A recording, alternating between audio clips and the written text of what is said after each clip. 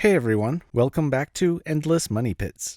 This is my 2000 BMW 328i, and today I'll show you how to replace the cabin air filter. The cabin air filter should be replaced once a year or every 30,000 miles, but you might want to change it more often if you suffer from allergies or other breathing problems. It's really simple and you don't need any tools, so let's get right into it. The cabin filter is located under the hood just below the windshield wipers. You'll need to remove its plastic cover, which is held in place with 3 spring-loaded pins. Each pin needs to be turned 90 degrees counterclockwise, then it should pop up.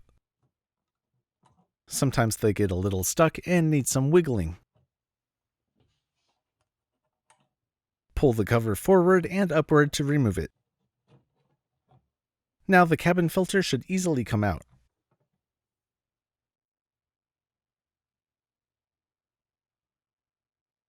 The old filter doesn't look too bad, but the new filter is obviously a brighter shade of white.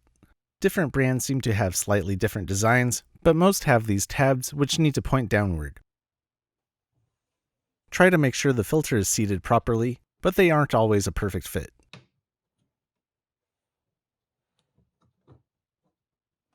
There's a slot that the plastic cover needs to slide back into.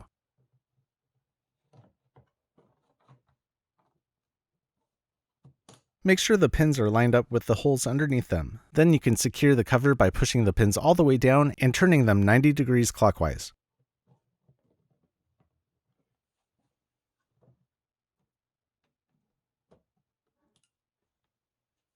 Close the hood and we're done. That concludes this week's video. If you like my videos, make sure to subscribe and leave a comment down below letting me know what you'd like to see next. And until next time, just keep throwing money at it.